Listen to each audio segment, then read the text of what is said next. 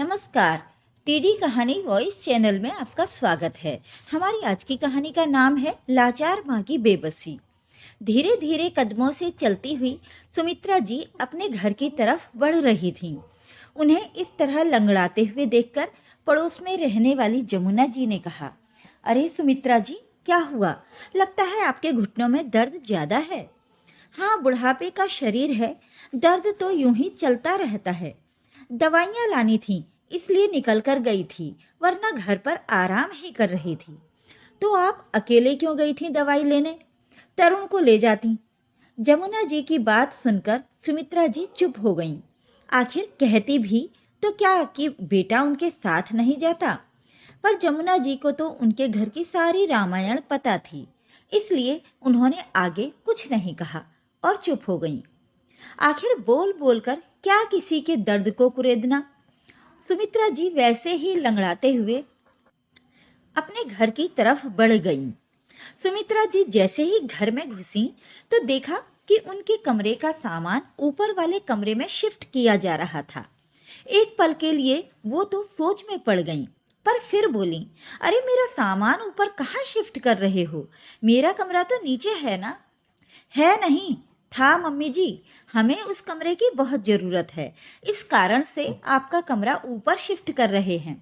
बहू निकिता ने बड़ी बेशर्मी से कहा, पर मेरे घुटनों में दर्द रहता है, यूं सीढ़ियां ऊपर नीचे चढ़ना नहीं कर सकती बार बार।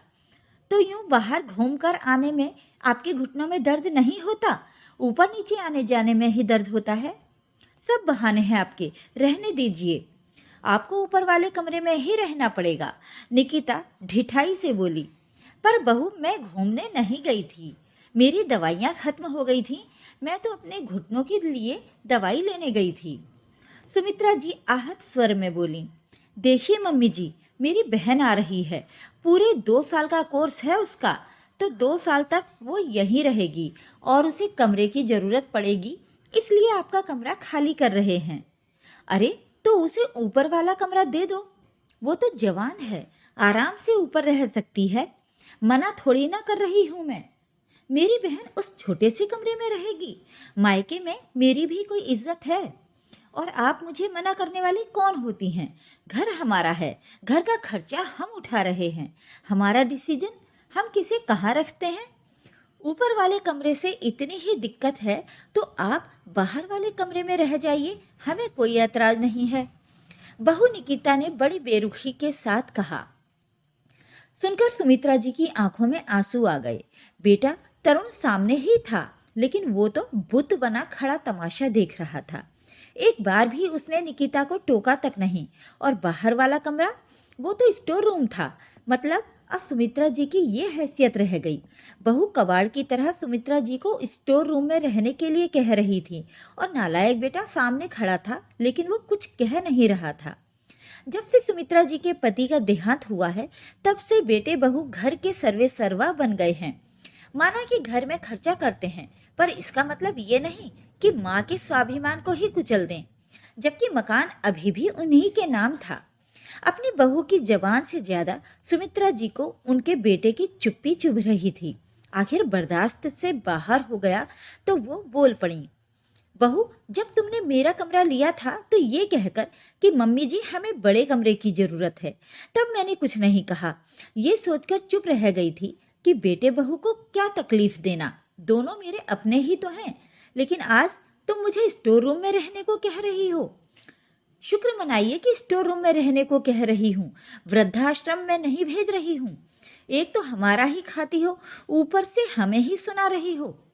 बस करो बहू, बहुत बोल दिया तुमने, ये घर आज भी मेरा है, तुम ये मकान अपने दहेज में नहीं लाई थी। और हाँ, चुपचाप अपना कमरा भी खाली करो, मैं अपने कमरे में वापस शिफ्ट हो रही हूँ। सुमित्रा जी ने दृढ़ता से कहा। अच्छा, घर का खर्चा हम कर रहे हैं तो आपकी 2 बातें क्यों सुने? आज के बाद मेरा कोई खर्चा करने की जरूरत नहीं है बहू। अगर इस घर में रहना है तो किराया दो, नहीं तो मेरा घर खाली करके चले जाओ।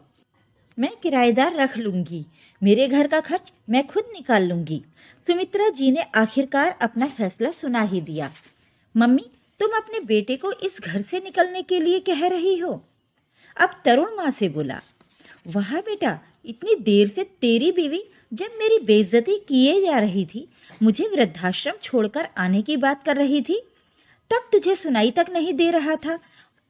और मैंने तुम लोगों से किराया क्या देने को कह दिया तो तुम्हें सुनाई देने लगा। बस अब मुझे कुछ नहीं सुनना। अब तक यही सोचती रही कि काश एक दिन तुम लोग मुझे समझोगे, पर वो दिन कभी नहीं आया।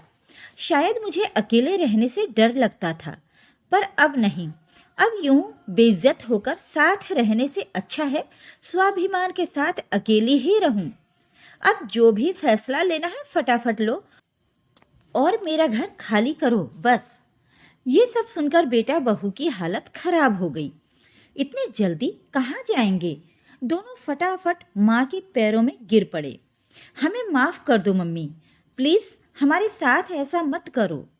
पर सुमित्रा जी ने मन पक्का कर लिया था, वे झुकने को तैयार नहीं हुई। निरादर की 2 रोटी से तो स्वाभिमान की 1 रोटी भली, और भला काश के इंतजार में जिंदगी क्यों बितानी।